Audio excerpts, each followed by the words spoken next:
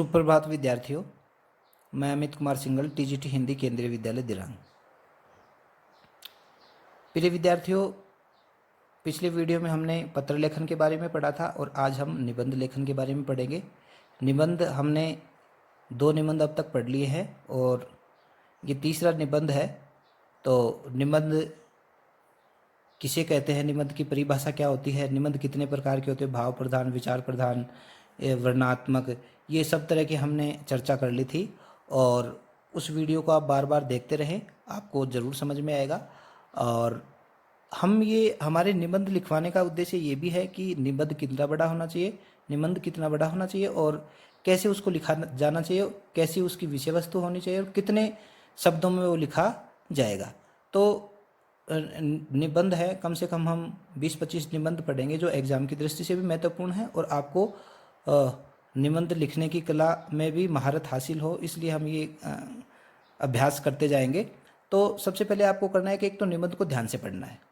दूसरी चीज़, निबंध पढ़ते समय हमें मात्राओं का ध्यान रखना है कि कहाँ कौन सी मात्रा लगती है, कहाँ कौन सी बिंदी लगती है, क्योंकि हिंदी में बिंदी का ही महत्व होता है। अब विद्यार्थी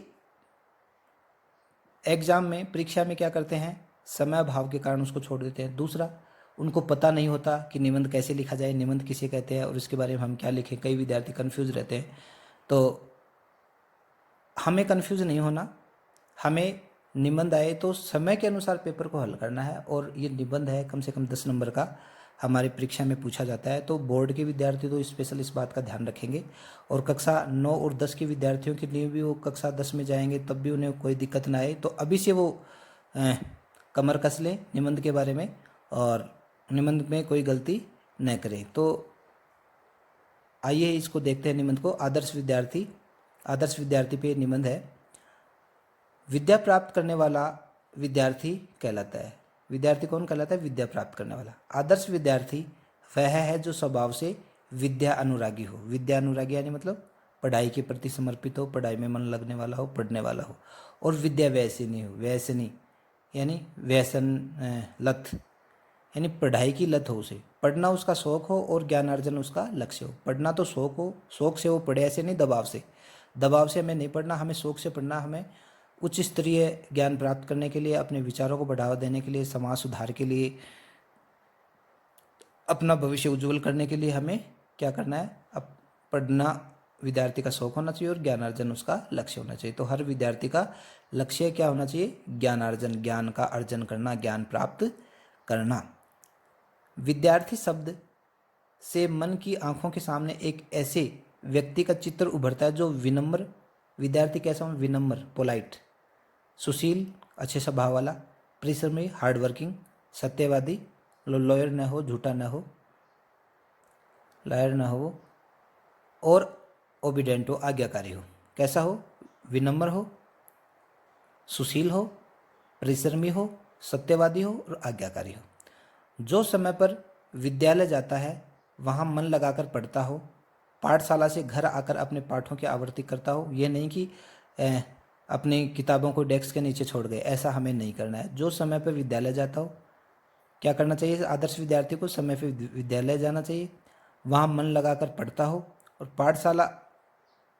पाठशाला से घर आकर, पाठशाला यानी विद्यालय से घर आकर पाठों की आवर्ती यानी दोहरान, रिवाइज करता हो तथा शेष समय में दद्धचित होकर यानी एकाग्रचित होकर, ध्यान लगाकर दद्धचित अध्ययन और मनन करता हो, यानी उसको पढ़ता भी और उसका मनन भी करता हो कि ये चीज़ कैसे आएगी, कैसे आई, क्यों आई, ऐसे आएगी, तो उसको हृदयंगम करता हो।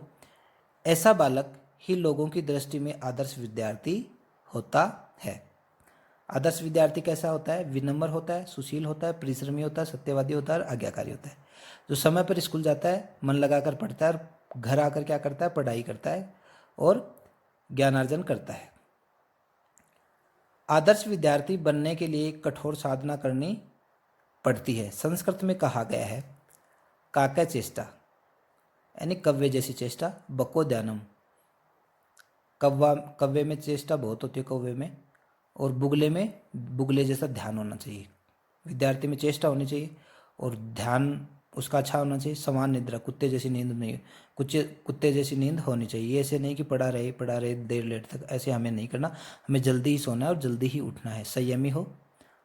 संयम हो, अपने आप पे कंट्रोल हो, और श्रमी यानी मेहनत करने वाला, हार्ड वर्किंग करने वाला। अल्पाहारी, कम खाने वाला यानी, और गृह त्यागी, आवश्यकता पड़ने पर विद्याधन के लिए, ज्ञानार्जन के लिए और अपने आजीविका प्राप्त करने के लिए, आजीविका कमाने के लिए वो घर को त्यागने वाला यानी घर छोड़कर दूसरी जगह जाने वाला हो।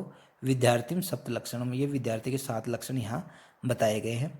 कौन सा? कव्य जैसा ध्यान, कव्य जैसी चेष्टा, बुगले जैसा ध्यान, कुत्ते जैसी नींद, संयमी हो, श्रमी हो, कम खाने वाला हो और घर को छोड़ने वाला हो। यानी घर का मतलब ये नहीं कि वो ज़िंदगी में भर छोड़ के चला जाए, नहीं। अपने विद्या अध्ययन के लिए हम जैसे दूसरी किसी यूनिवर्सिटी वगैरह में पढ़ने के लिए जाते हैं, किसी दूसरे अच्छे स्कूल में पढ़ने के लिए जाते हैं, तो हमें घर छोड़ना पड़ता है। विद्यार्थी जीवन में संयम का बहुत महत्व है। उसे सादा जीवन, उच्च विचार के सिद्धांत का पालन करना चाहिए। विद्यार्थी जीवन में किसका महत्व है? संयम का बहुत महत्व है। उसे सादा जीवन, उच्च विचार के सिद्धांत का पालन करना चाहिए। सदाचार और स्वावलंबन आदर्श विद्यार्थी के गुण है। सदाचार यानी सभी के प्रति अच्छे व्यवहार करना चाहिए, अपने माता पिता के प्रति, बड़ों के प्रति, गुरुजनों के प्रति और परिवारजनों के प्रति, समाज के प्रति, देश के प्रति। कैसा? सदाचार, सत आचार यानी बहुत बढ़िया व्यवहार होना चाहिए। स्वावलंबन, स्वावलंबन क्या होता है? अपना काम खुद करना, स्वावलंबी होता है वो। आदर्श विद्यार्थी के गुण हैं। केवल पाठ्य पुस्तकों पर आश्रित रहने से ही ज्ञान का सर्वोन्मुखी विकास नहीं होता। यानी हम जो पाठ्य पुस्तकें पढ़ते हैं हमारी, केवल उन पे डिपेंड रहने से, आश्रित रहने से ही ज्ञान का सर्वोन्मुखी विकास नहीं होता। आदर्श विद्यार्थी पाठ्यक्रम से बाहर की पुस्तकें और पत्र पत्रिकाएं भी पढ़ता है। क्या पढ़ता है? हमारे जो पाठ्यक्रम है वो तो हमें पढ़ना ही पढ़ना है, उसके अलावा हमें किसी की जीवनी, आत्मकथा ये भी हमें पढ़नी चाहिए। जैसे अब्दुल कलाम है, डॉक्टर भीमराव अम्बेडकर है, अटल बिहारी वाजपेयी हैं, तो चंद्रशेखर आज़ाद है, भगत सिंह है, इनकी हमें जीवनियाँ, सुभाष चंद्र बोस है, इनकी हमें जीवनियाँ पढ़नी चाहिए। बाल गंगाधर तिलक है, सरदार वल्लभ भाई पटेल है, महात्मा गांधी है, तो इनकी पुस्तकें भी पढ़नी चाहिए और पत्र पत्रिकाएं भी पढ़नी चाहिए। हमें रोजाना समाचार पत्र भी पढ़ना चाहिए। इससे हमें हमारे ज्ञान में वृद्धि होती है। इससे उसका सामान्य ज्ञान तो बढ़ता ही है। क्या बढ़ता है? जीके, जनरल नॉलेज, उसका सामान्य ज्ञान तो बढ़ता ही है, साथ ही वह विषय के विस्तार और गंभीरता से भी परिचित होता है। इस सब से उसमें आत्मविश्वास आता है और कूपमंडूक के दोष से बच जाता है। उसमें क्या कॉन्फिडेंस आता है, आत्मविश्वास आता है। और कूपमंडूकता यानी एक मेंढक होता है जो कुएं को ही अपनी पूरी दुनिया मान लेता है। वो ये सोचता है कि ये पूरी दुनिया इसी में समाई हुई है, यही मेरी दुनिया है, जबकि उसे पता नहीं कि बाहर निकलने पर पूरा संसार बहुत बड़ा है। तो विद्यार्थी को कूपमंडूक की तरह नहीं होना चाहिए, उसे अपने दायरे से बाहर निकलना चाहिए। आदर्श विद्यार्थी का स्वस्थ होना अत्यंत आवश्यक है। स्वस्थ होना यानी समय पे जागना, समय पे उठना और समय पे खाना, स्वस्थ खाना, अच्छा खाना, ताज़ा खाना। स्वस्थ मन और मस्तिष्क के बिना मनोयोगपूर्ण अध्ययन करना संभव नहीं है। जिसका मन और मस्तिष्क सही नहीं होगा तो वो विद्यार्थी पढ़ नहीं पाएगा। इसलिए शरीर का स्वस्थ होना क्या है? आवश्यक है। कहा भी गया है, a sound mind in a sound body. शांत आदमी के मन में शांत दिमाग होता है। और कालिदास ने भी कहा गया है कि शरीर माध्यम खुलुम धर्म साधनम, अर्थात स्वस्थ शरीर ही कार्य संपन्न कर सकता है। अरे आपका स्वास्थ्य ही बीमार रहेगा, किसी विद्यार्थी का स्वास्थ्य ही खराब रहेगा तो वो अपने कार्य संपन्न नहीं कर सकता। रोगी व्यक्ति अपने कभी भी कार्य अच्छे तरीके से संपन्न नहीं कर सकता। आदर्श विद्यार्थी समाज के प्रति अपने कर्तव्यों को भली भांति समझता है। आदर्श विद्यार्थी क्या करता है? अपने समाज के प्रति अपने कर्तव्यों को भली भांति समझता है। वह लड़ाई झगड़ों से दूर रहता है और अनुशासन का पूरा पालन करता है। आदर्श विद्यार्थी क्या करता है? समाज के प्रति, समाज को साफ सुथरा रखना, आपसे मेल मिलाप, सदाचार का व्यवहार करना, प्रेम पूर्वक रहना, पेड़ पौधे लगाना, अपने आसपास के माहौल को साफ सुथरा रखना। वह अनुशासन का पूरा पालन करता है। वह समाज के किसी भी प्राणी के साथ अभद्र व्यवहार नहीं करता। आदर्श विद्यार्थी क्या करता है? किसी के भी साथ बुरा व्यवहार नहीं करता जो दूसरों की नज़रों में बुरा हो, अभद्र, बहुत बुरा। समाज के उपेक्षित वर्ग की सहायता करना अपना परम कर्तव्य मानता है। जो समाज के गरीब लोग हैं, उपेक्षित लोग हैं, उनकी हेल्प करना, सहायता करना आदर्श विद्यार्थी का कर्तव्य है, वह अपना कर्तव्य मानता है। वह समाज सेवा के कार्यों में रुचि लेता है। समाज सेवा के कार्यों में क्या करता है? रुचि लेता है। इस प्रकार के कार्यों से उसका सामाजिक दायरा बढ़ता है तथा उसे अपने जीवन के भीतर से देखने का अवसर मिलता है। जब वो समाज सेवा करता है तो उसके सामाजिक कार्यों का दायरा बढ़ता है और उसे अपने जीवन के भीतर देखने का अवसर मिलता है। विद्या ददाति विनयम, ये देखो, विद्या विनम्रता सिखाती है, विद्या विनम्रता प्रदान करती है, विनम्रता, हम्बल, पोलाइटनेस। कहा भी गया है विद्या ददाति विनयम, कटुभाषी यानी कड़वा बोलने वाला, बुरा बोलने, उच्छृंखल, बदमाश, उदंड, स्वेच्छाचारी युवक कभी भी आदर्श विद्यार्थी नहीं हो सकते। तो हमें कटुभाषी ऐसी भाषा नहीं बोलनी चाहिए जो कड़वी हो, हमें बदमाश यानी शरारती नहीं होना चाहिए, और स्वेच्छाचारी अपने मन में आए वही काम नहीं करना चाहिए। हमें बड़ों के अनुसार, कहे के अनुसार चलना चाहिए। आदर्श विद्यार्थी झूठ नहीं बोलता। आदर्श विद्यार्थी को क्या नहीं बोलता? झूठ नहीं बोलता कि सर मेरा काम पूरा नहीं हुआ, मुझे बुखार हो गया था, सर मेरी कॉपी घर छूट गई, सर मुझे पता नहीं था, सर मैं कल ज़रूर दिखा दूंगा। तो हमें कभी भी झूठ नहीं बोलना चाहिए। क्रोध नहीं करता, और वो क्रोध भी नहीं करता, ईर्ष्या नहीं करता, दूसरे से द्वेष से दूर रहता है।